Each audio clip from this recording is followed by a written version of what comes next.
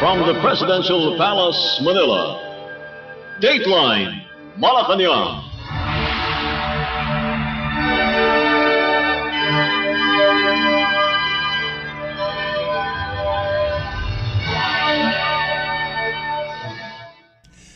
Good day. This is Dateline Malacañang. We temporarily interrupt our program to give way to a presidential event as Philippine President Ferdinand R. Marcos Jr. holds a press conference with the Malacañang Press Corps at the Presidential Broadcast Studio in Kalayaan Hall, Malacañang Palace. Mula sa Presidential Communications Office at Radyo Pilipinas, ito ang Presidential Live Event. Presidential Live Event.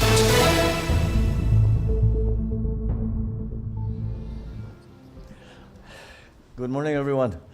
I asked to speak to all of you today so that I could bring you up to date and report to the people about what has been happening concerning the ICI at maraming tanong. The ICI, we've come to call it the ICI because it is the Independent Commission on Infrastructure. And that is the independent commission that we are organizing. And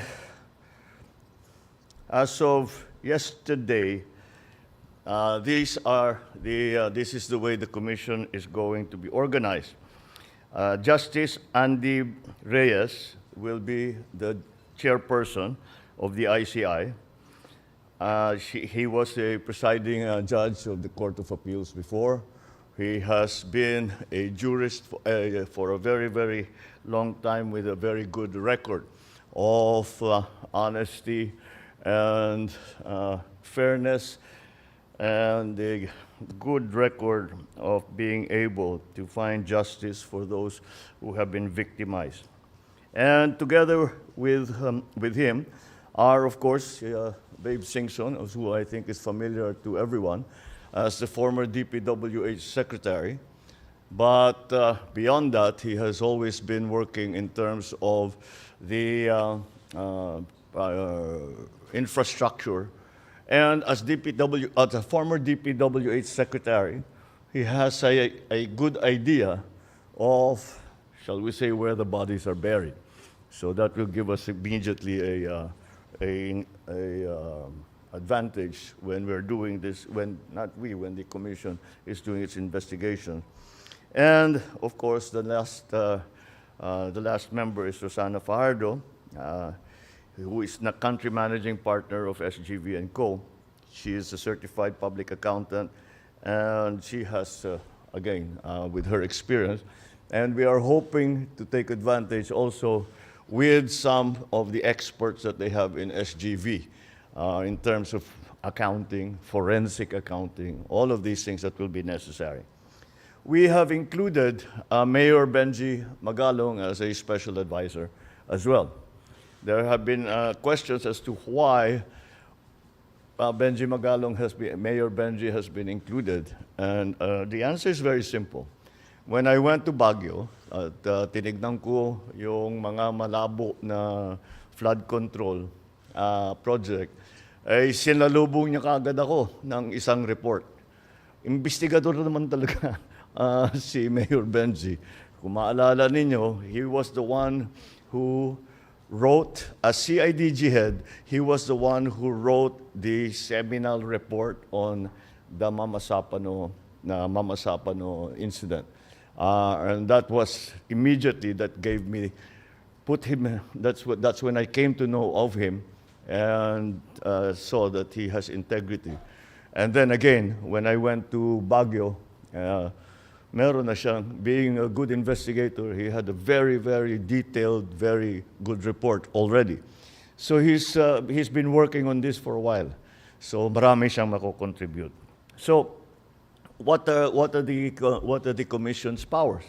Well, there was there was a discussion, of course, as to what were the powers to be granted to the commission. And the debate centered around whether they will have subpoena powers, and they can also hold people in contempt. Well, upon discussion, we felt clearly that the subpoena powers were necessary. However, the contempt powers, the power to hold people in contempt, I think was not necessary, simply because this is not a prosecutorial body, this is an investigative body. So what the commission will do is that they will investigate. They will call people in. They will subpoena records. They will conduct hearings. And once they have their findings, they will forward those findings to the proper agency. Should it be the Ombudsman? Should it be the DOJ? If it's an administrative case of government employees, Civil Service Commission, and all of the proper agencies, doon na sila magrekomenda. And if such personalities continue to avoid or not cooperate with the Ombudsman or the DOJ, doon sila makokontempt. So we do not lose that power or capability to hold people in contempt should they not cooperate, should they not respect subpoenas, etc. So yun na ngayon ang ating sitwasyon. We are I'm very encouraged because nung nakausap ko sila, all of them are in agreement that we have to move very quickly. And we have to get something done as quickly as possible. Hindi pwedeng mapanis lahat nitong information na binigay ng taong bayan doon sa isumbong mo sa Pangulo. Kaya sabi namin, bilisan na lang talaga ninyo. And that's why they have to meet as often as possible. That is for them to decide. They have already decided to meet today, to make the organizational decisions that need to be made, i.e., how the Secretariat is going to be organized, what sort of people they need to bring that, where their offices will be, kahit yung mga forms na gagawin para doon sa commission, they have to set that. And when asked how often you plan on meeting, ang sagot sa akin, araw-araw. They will meet every day. And either privately or they will hold I don't know if they plan to hold hearings in public. It's all up to them. What I want to stress here is that the independent nature of this commission.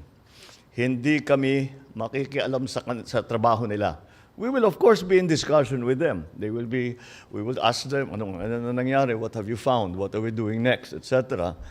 But we're not about to direct them as to how they are going to conduct their investigations. And we are going to leave it up to them. As a matter of fact, in our discussions with them, they also said, may we make suggestions? May we make proposals so as to the procedure for bidding, for all these contracts, para hindi na maulit ito. And of course, I said, we're perfectly open to that. What we really want is to fix the system. I was very encouraged because in my meetings with Justice Andy yesterday, sabi niya, we have to make it nothing less than a turning point in the conduct of governance in the Philippines. We have to make a change. And it is a fundamental change in the way that we do business. There also have been questions as to why the scope of the investigation is over 10 years, or the last 10 years, rather. The answer is twofold. The practical answer is this. COA is only required to keep records for 10 years. So those are the records that we know we have, na nakakasiguro tayo na matulungan yun. Pangalawa doon, kaya't we'll do it for as long as possible, dahil marami na tayong napag-usapan, at isa sa napakahalaga para sa akin, malaman paano tayo napunta sa ganito. Ba't nagkaganito yung gobyerno natin? Paano nangyari ganito yung naging bidding? Paano nangyari na ganito ang naging pagbigay ng kontrata? How did this evolve? Dahil nung sa experience ko sa local governments, experience ko sa legislature, hindi naman ganito. Ngayon lang we have to find out how this happened and what are the changes that we need to make so that we make this into an inflection point in terms of how government does its business, and to make sure that the funds that belong to the people are well spent and properly spent to the advantage of all of us, to advantage of the economy, to advantage of those who are in danger areas. So that is why the 10-year period. Those are the two reasons, basically, why the 10-year period was specified. To go further, we are actually now, since we have canceled all flood control projects for 2026, those savings, we already put a menu. Kaya para nga, unang-una, kahit na for the budget na sinusulat ngayon, kailangan na maliwanag na mapupunta sa tamang lugar. And so we have made a menu for our legislators to follow and say that all insertions, all changes made can only be made to the benefit of these agencies here. We'll give you this. You can take a picture now, but we will give you a proper image. And they basically cover education, agriculture, health, housing, infra, ICT, labor, social, energy. Pero ibang nature nito. So that is the first step that we are taking. The other step that I was a little surprised to find out was that kapag tinanggal na yung rule na dati na kapag may project ang national government sa isang LGU, pagtapos na yung project, kailangan i-accept nung mayor, kailangan i-accept nung governor. Kati barangay captain, kailangan tatanggapin niya, titignan nila. And this is an important safeguard. Dahil, pagka nasa LGU ka, hindi mo naman pinagkikitaan yung project. Kaya, ang maliwanag, titignan to talaga na tama, na yung kalsada, 8 inches talaga yung konkreto. Pagka may asphalt overlay, makapal talaga yung asphalt overlay. Yung flood control, lahat yan. And so, I have instructed the DPWH, and for that matter, all of the departments to return that. Tinanggal in the last administration yan yung acceptance. Alala ko nung governor ako, walang natatapos na, walang pwedeng sabihin completed kung hindi accepted ng local government. Babalik natin yun. Tinanggal nila in the last administration. We are putting it back because that is one of the best safeguards that we have. So that is essentially the situation as it stands. We are trying to move as quickly as possible. In the meantime, of course, our attention continues to be directed to the work of government, that the infrastructure development continues, that our education program continues, that our social programs also continue na walang patid. As a matter of fact, we are accelerating them and increasing them. So that's generally the situation. But so now I'll open the floor for questions.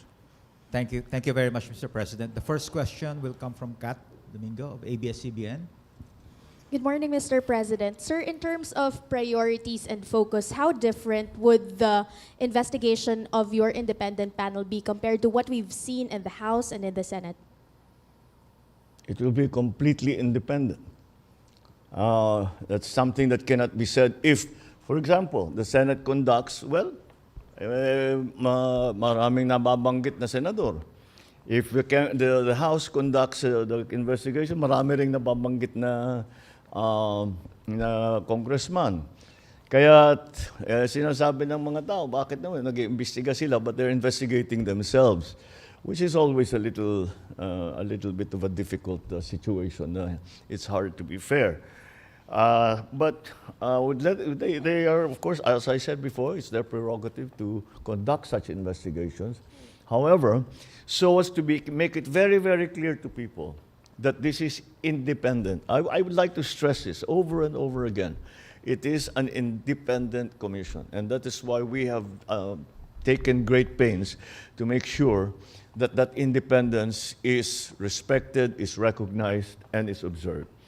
And that's what we plan to do. And that's the difference, is that we can say, at least this commission can say, they have no ties to any part of government. If you look, they are all out of government. They are all personalities who are out of government, except for Mayor Benji Magalong. And the reason he became a special advisor is because he would have had to give up his mayorship to take on this position. So he chose to keep his mayorship. I don't blame him. But nonetheless, we can use his talents. But that is the specific. That is for us the differences that we can point to show that it is in fact independent. Sir, just a follow-up question. Congressman Toby Tiangco has blamed your cousin, House Speaker Ferdinand Martin Romualdez, as well as former House Appropriations Chair Zaldico as one of the culprits behind these schemes. Aside from repeatedly mentioning that the panel will be independent, how do you convince the public that your cousin and other allies, both in the House and in the Senate, would not be spared from the scrutiny of this panel? Well, there's only one way to do it, isn't there? They will not be spared. All right. Anybody will say, hindi, wala tayong kinikilingan, wala tayong tinutulungan. Wala namang maniniwala sa'yo hanggat gawin mo eh. So, gagawin namin. All right. Thank you, Mr. President. The next question from Rich Bon, Daily Tribune. Good morning, sir. Good morning. Can you tell us more, sir, about the selection process of the ICI? Were there others po ba that who were considered to join the commission? It wasn't. We opened the process to people. We said that we need independent people to man or to occupy the positions in the commission, and so that's what we tried to do. And we contacted many people and see if they were willing. But essentially what we needed was somebody like Justice Andy Reyes, because he is a former justice, and he will know how to conduct those hearings procedures so that they are legally correct, procedurally correct. And then Babe Singson, I think, is an obvious choice also, because this is a former DPWH secretary. And we also, of course, a lot of the work will be on an accounting job, forensic accounting. So, of course, the expert, Rosana Fajardo from the SGV, will be able to provide that expertise. So I think we've covered all of the important areas that need to be handled. Beyond that, I cannot tell you how the commission will organize itself. I cannot tell you what the secretariat will look like. And the reason I cannot tell you is that these are not my decisions to make anymore. Those decisions will be made by the commission. Next question from Ann Soberano. Mr. President, good morning po. Good morning. Oo. Sir, hindi matatawaran ang track record ni Mayor Benjamin Magalong, lalo na po yung stint niya during CIDG chief siya. Pero may we know your thoughts, Mr. President, in choosing Mayor Magalong as special advisor and investigator ng ICI instead of tapping the NBI and the PNP-CIDG? Kasi na-mention niyo po na hindi po kayo magsasama ng politiko po sa commission. Although, special advisor naman po siya, Mr. President. Thank you. Because NBI and all of those are part of the government. So again, if there is a suspicion that maybe in the investigation, the previous investigations, baka tinulungan sila ng mga kasama nila sa NBI, mga ganon. These things happen. So, para matanggal na yung possibility na ganon ang mangyari, wala talagang kasama kundi sila. Pero eventually pupunta rin yan dun. Kasi kung may findings ang ICI na ang recommendation ay dalhin sa ombudsman, halimbawa, magko-conduct sila ng investigation. DOJ, magko-conduct sila ng investigation.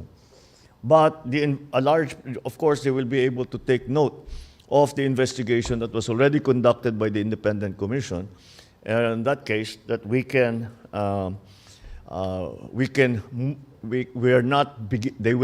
their preliminary investigations will not start from square one, but will continue to build on what has already been found by the ICI.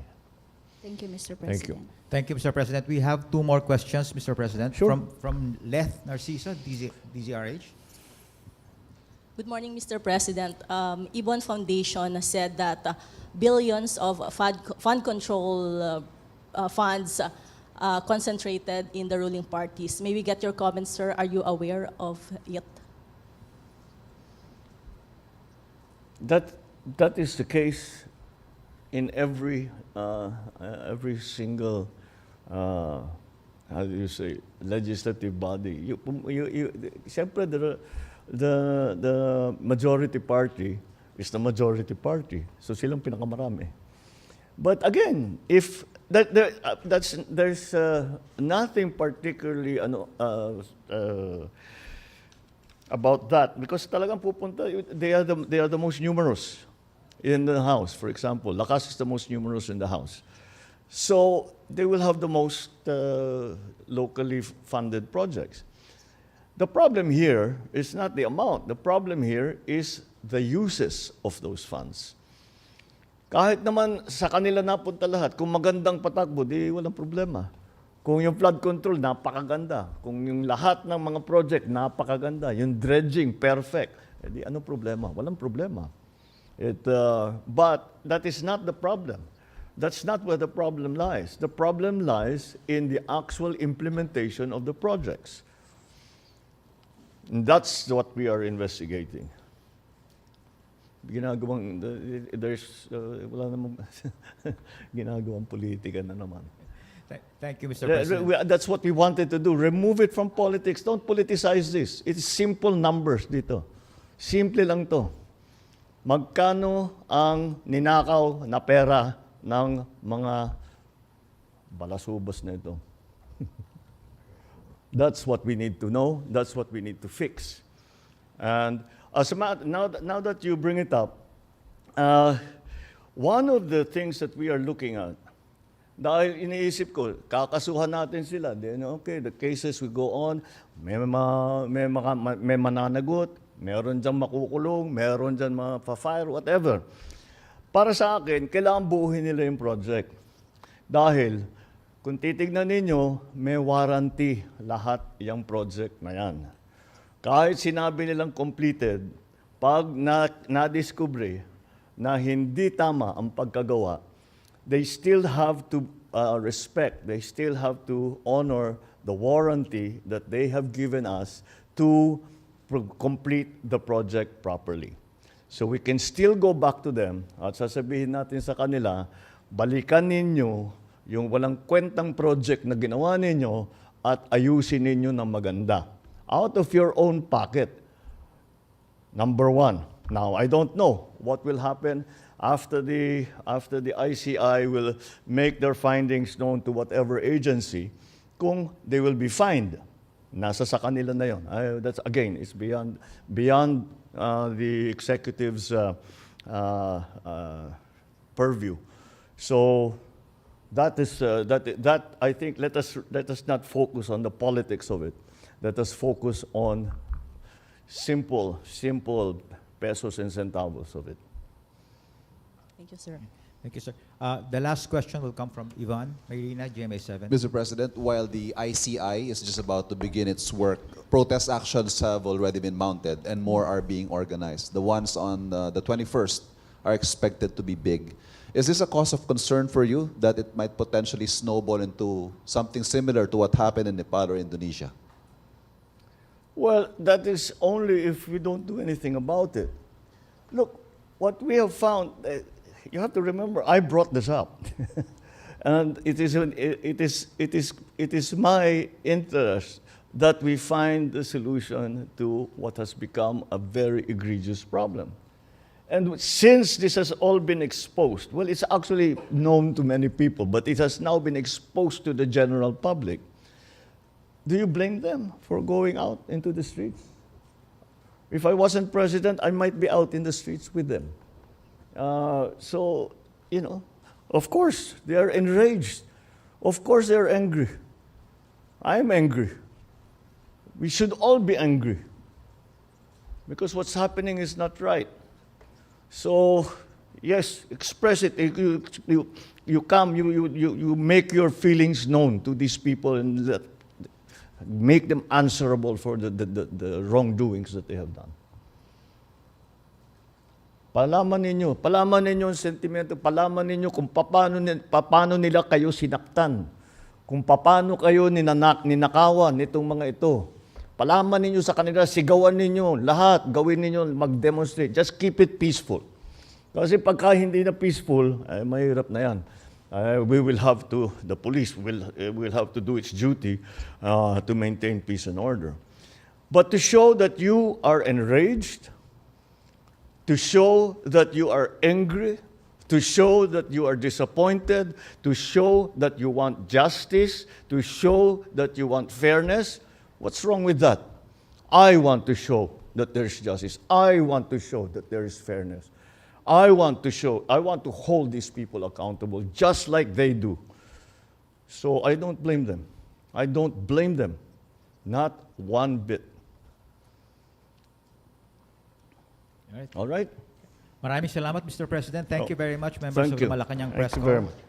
That concludes our press conference. Thank you.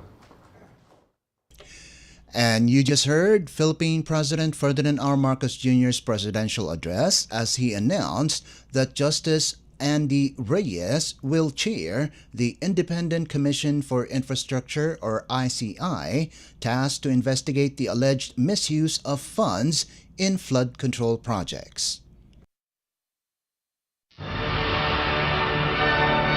From the Presidential Palace, Manila. And that concludes this edition of Dateline Malacañang. For Radyo Pilipinas World Service, this is Leo Magpayo. Good day and stay safe. From the Presidential Palace, Manila. Dateline Malacañang.